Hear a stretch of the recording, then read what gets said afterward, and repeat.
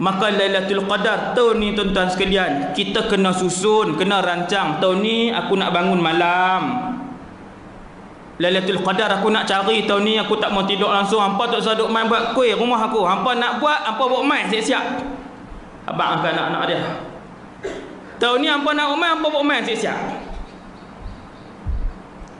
Tahun ni kita semua nak cari Lailatul Qadar. Mana tahu tahun ni adalah tahun yang terakhir bagi kita. Tahun ni fajar 1 Ramadan tidak lagi menyingsing tahun depan. Boleh jadi bagi kita.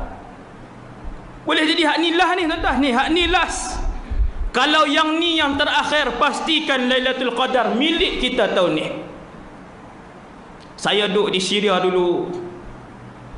10 malam terakhir ni yang Nabi suruh berlumba sungguh ni 10 malam terakhir ni bukan minggu persiapan raya, tapi minggu nak buh gia paling akhir. Kalau ada 7 gia, buh gia yang ke-7 malam terakhir ni.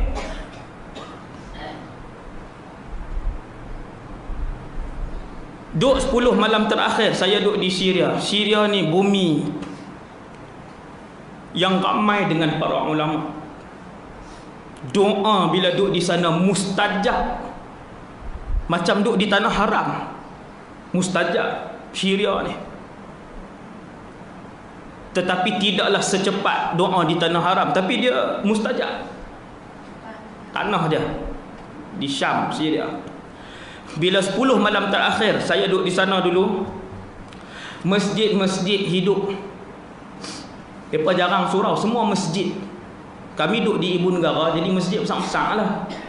Semua masjid besar-besar, kesemuanya aircon. Dan juga ada pemanas dan aircon. Tuan-tuan, lama dah. Ni cerita berapa belas tahun yang lalu ni. Kita baru 3-4 tahun ni lah pakai dua aircon dalam masjid, dalam surau. Baru 3-4 tahun ni lah. Dekat sana mereka punya imarah masjid, nak bagi orang selesa duduk dalam masjid, semayang dalam masjid, ibadah dalam masjid, hidupkan Ramadan dalam masjid. Dia buat masjid bagi selesa. Semua bukan.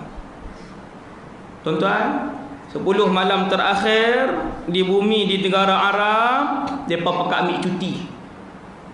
Ada tak tempat kita? Tak ada.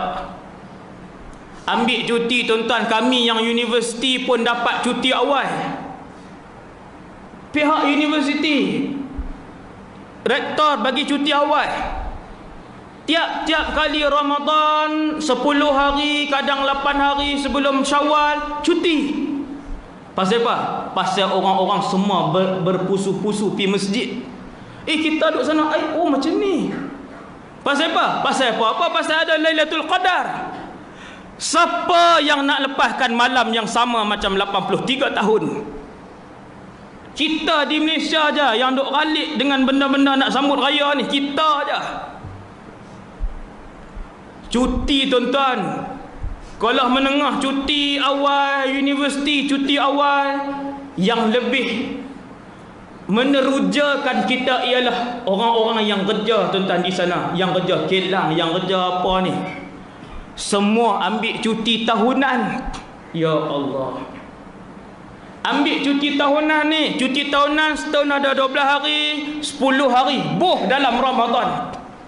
Kita cuti tahunan pergi ke mana? Cuti tahunan kita kenuri 6 hari jalan, 4 hari rehat, habuan rehat di rumah 2 hari spare. Siapa pernah ambil cuti tahunan dia untuk diletakkan pada malam 10 terakhir Ramadan? Siapa? Tengok punya bersungguh-sungguh orang Arab. Tutera orang Arab kita duk kata teruk tu. Punya bersungguh-sungguh depa, cuti depa tidak diletakkan untuk kenuri. Cuti depa tidak diletakkan untuk pi berjalan, tak ada. Cuti depa ambil, buat surat, hantar ke pegawai, manager depa, kami nak ambil 10 malam terakhir Ramadan untuk kami iktikaf. Tuan-tuan, iktikaf terus. Suasana beriktikaf 10 hari yang terakhir Ramadan, tuan-tuan boleh tengok di banyak masjid di Syria, terutamanya di Damsyik. Pi masjid ni 10 hari terus, masuk tu nawaitul i'tikaf fi hadzal masjid sunnatan lillahi ta'ala, daripada malam 20 sampai habis. Tuan-tuan, suasana ni yang kita nak hidup di Malaysia. Suasana sambut Ramadan, nak sambut raya, yang tu kita buat awal-awal bagi selesai siap-siap. Ada tuan-tuan di kalangan kita cerdik, awal Ramadan dia pergi beli dah baju, sungguh. Dia bawa dah anak-anak dia sebelum Ramadan lagi, pergi beli dah baju raya siap-siap, beli siap-siap apa semua ni, tak mau ganggu. Tak mau ganggu Ramadan, nak baca Quran 10 malam Ramadan, nak hidupkan 10 malam Ramadan. Tuan-tuan cuba cari masjid di Malaysia yang buka ruang untuk orang-orang beriktikaf 10 malam terakhir, 10 hari duduk dalam masjid. Ada tak? Kalau ada, beritahu kat saya. Alhamdulillah, maksudnya itu satu perubahan yang sangat baik. Orang Malaysia ni kita duk buat perubahan. Alhamdulillah, orang masjid, orang surau di Malaysia ni, alhamdulillah, boleh ucap tahniah. Banyak perubahan yang dilakukan. Sekali saya akan sebut insya-Allah kalau ingat. No, perubahan-perubahan yang kita buat, dan ada sikit pembetulan yang perlu kita lakukan sikit je. Maka tuan-tuan, tahun ni kena rancang. Ni nak masuk dah, ni masuk 15. Pakat-pakat rancang. Takat mana yang boleh buat. No, cari masjid. Satu lagi benda yang kita nak tegur ialah jawatan kuasa masjid, jangan halang orang nak tidur dalam masjid. Bagi orang tidur dalam masjid. Ustaz curi, ustaz orang duk curi. Awak negara dunia lain tak ada curi kah? Saya pusing banyak negara dah, alhamdulillah. Thailand pun saya pergi dah, tu negara jiran kita tu. Ustaz pergi petani kot, bukan petani tu, masuk sampai Krabi sampai mana tu, berapa belas jam masuk ke dalam tu. Di satu kampung tu, apa nama ni, Nakon Sitamarat. Lepas tu atas lagi Surat Tani, atas lagi tu sampai ke Phuket, sampai ke mana tu. Phuket saya tak pergi lah. No? Di sana tuan-tuan jumpa masjid. Tengok nah, jumpa masjid.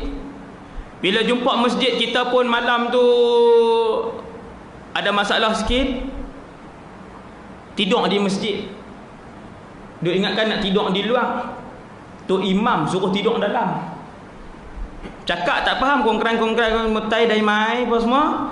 Apa dia tahu, dia ambil tangan kita masuk dalam. Ingatkan dia nak marah kita suruh tidur luar lagi. Tak, mai tidur dalam. Tuan-tuan sekalian, yang tak boleh tidur dalam masjid ni, Malaysia ku tercinta saja.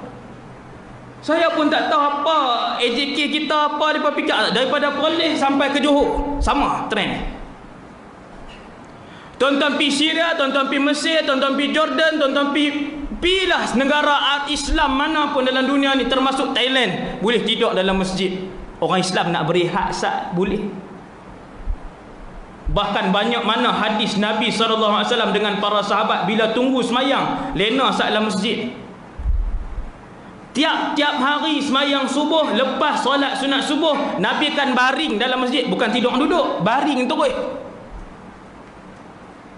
Yang kita tak bagi ni mai mana tuan-tuan? Yang tak bagi ni mai mana? Sebab tu saya nak sebut sungguh-sungguh kat AJK Masjid, bagi ruang orang nak hidupkan malam Ramadan. Sebab tu tak ada di Malaysia ni yang tidur di masjid 10 malam terakhir Ramadan.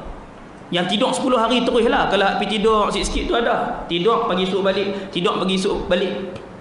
Saya sendiri balik-balik daripada Syria tu, semangatlah malam Ramadan ni pergi masjid di Sungai Tani.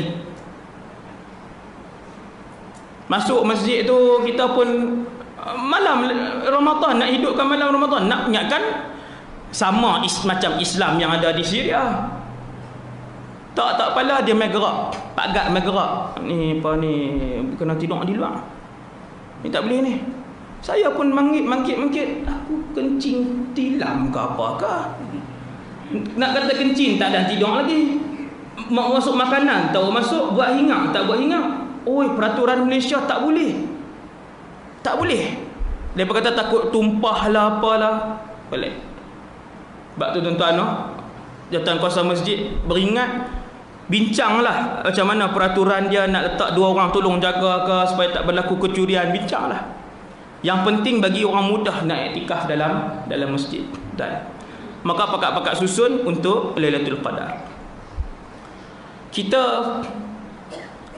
ada orang, saya sendirilah, kita semua bila masuk sampai 15 ni, kadang-kadang kita berasa lega lah, masuk 15 Ramadan dah. Semayang seronok, baca Quran seronok. Saya yakin ni hak mai kuliah pagi ni, kalau jenis tak baca Quran, dia tak ada mai kuliah pagi ni. Baik kulena pagi ni dia seronok ni. Dia dengar budak tu duk ingat di surau kan. Budak tu saya lah. Kan? Tuan-tuan noh, baik lena. Tapi bila kita duk selesa ibadat dalam Ramadan ni, pakat selesa baca Quran yang sedekah, ada satu benda kita terlupa. Nabi bagi amaran kat kita. Nabi bagi amaran. Apa dia tuan-tuan? Amaran dia macam ni. Yang saya sebut amaran ni sebab bagi saya hadis ni cukup besar dalam hidup kita. Hadis pasal Ramadan. Untuk kita muhasabah diri kita dengan anak-anak kita. Hak tu paling kita sayang dalam hidup kita. Apa dia? Satu hari Nabi khutbah. Mimbar Nabi saya rasa ni mimbar ke apa ni? Mimbar kan? Ada tangga ke tak? Tak ada ah. Naik khutbah lompat terus atas tu noh. Tuan-tuan, mimbar Nabi pun kecil juga. 3 aja nak tangga. Kena kuat balik kot kipas tak sat lepas buka dah 3. Saya pelan 1, berpeluh dah. Tak sat ni sejuk. Ngada-ngada noh, tak apa noh. Okey. Okey, baik. Mimbar Nabi, anak tangga 3. Mula-mula mimbar Nabi ketui je. Naik terus khutbah. Lepas tu sahabat tengok, lama dah duk guna ni, buat barulah kat Rasulullah. Siapa pun buat baru. Jadi 3, buat mimbar baru, ada 3 anak tangga. Hari pertama Nabi naik mimbar tu, duk khutbah, dengar ada budak teriak. Siapa pula dah bawa budak kecil masuk dalam surau, masuk dalam masjid Nabi. Tak salah nah, bawa budak tak salah. Buat mai anak-anak tak apa. 8 tahun ke 9 tahun ke buat mai, latih semayang, tak ada masalah. Rasulullah ni bila dia dengar ada budak teriak, kalau dia semayang, sahabat kata Nabi akan mempercepatkan semayang kerana kasihankan kepada ibu yang risaukan kepada anaknya yang menangis. Sampai macam tu Islam. Nabi ni nak cari orang yang paling rahmat kepada manusia lain, tak ada dah. Bila Nabi semayang duk baca, dengar budak teriak, Nabi akan cepatkan supaya ibu tadi tak risau.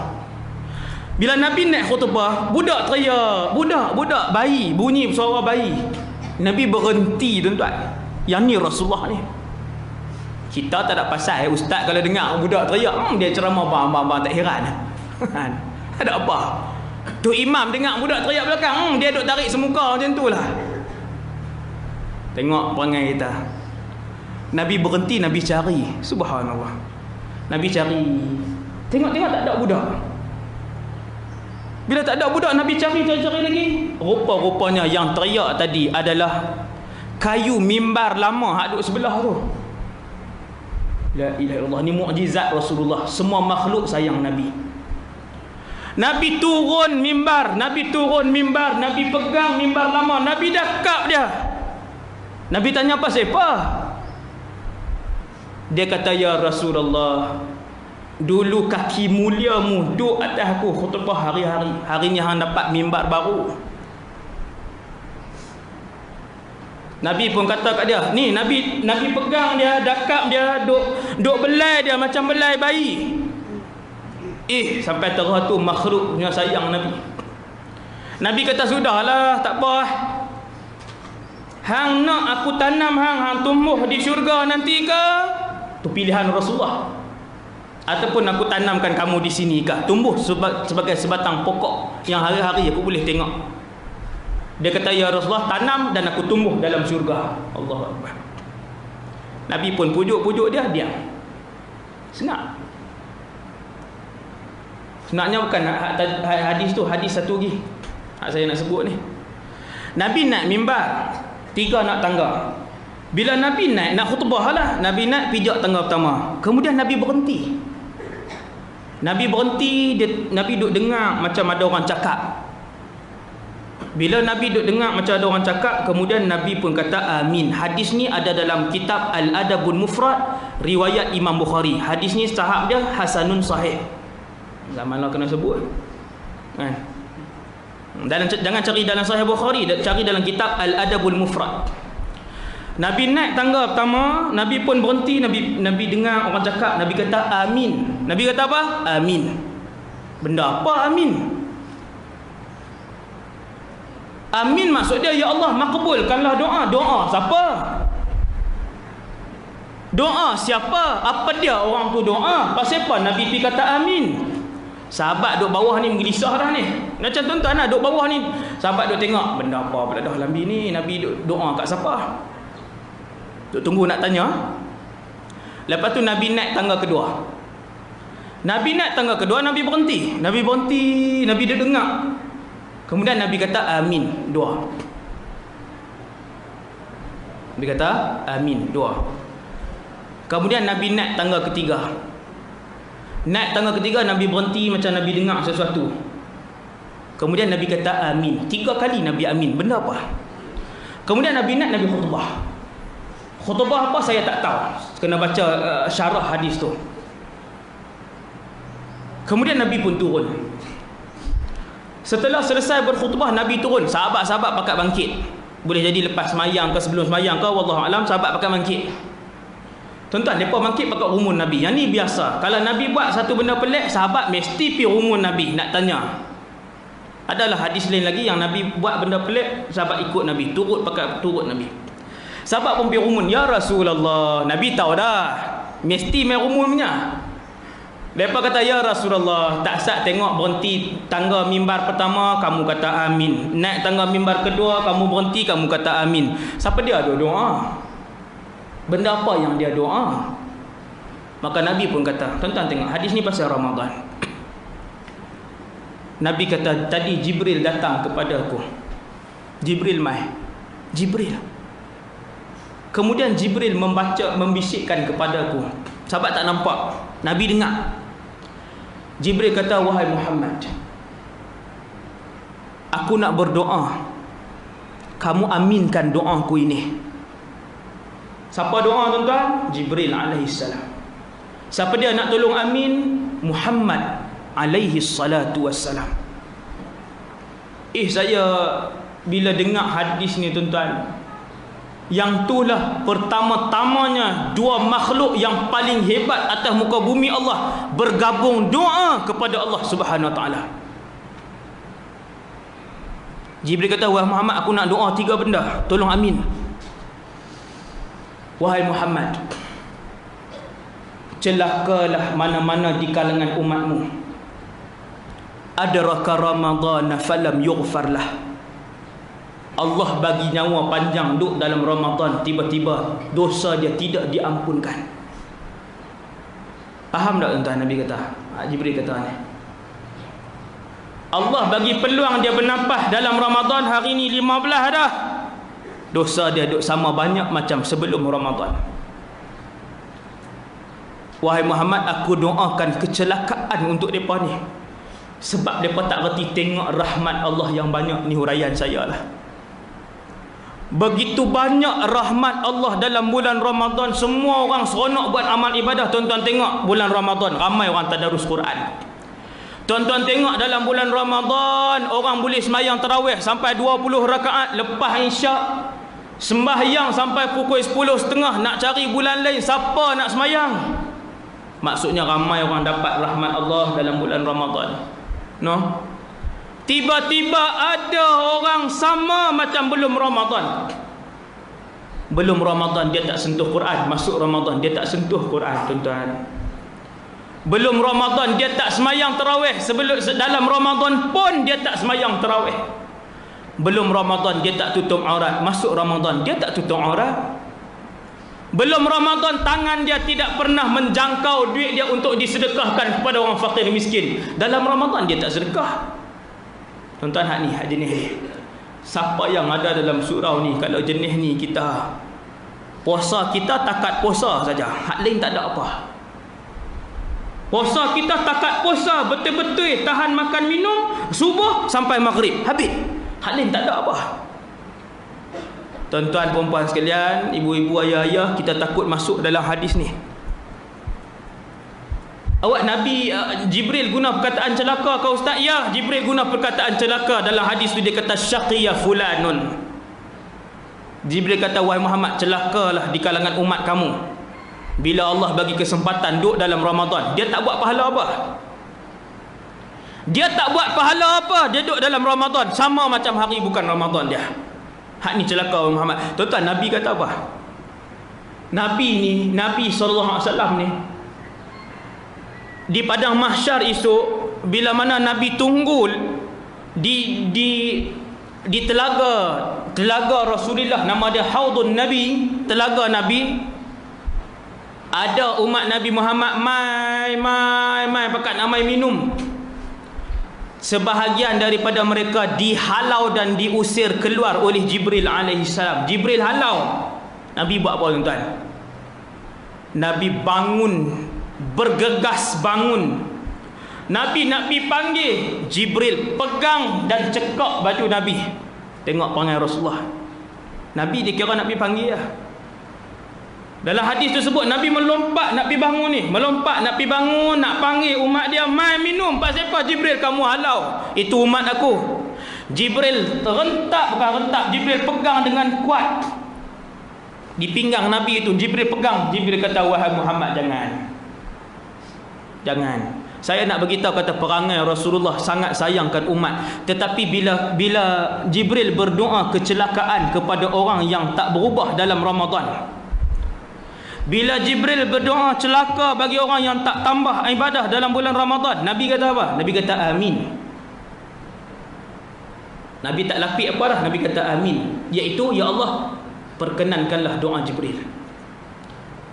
Tuan-tuan, hak berdoa siapa? Jibril. Hak tolong amin siapa? Rasulullah alaihi wassalatu wassalam.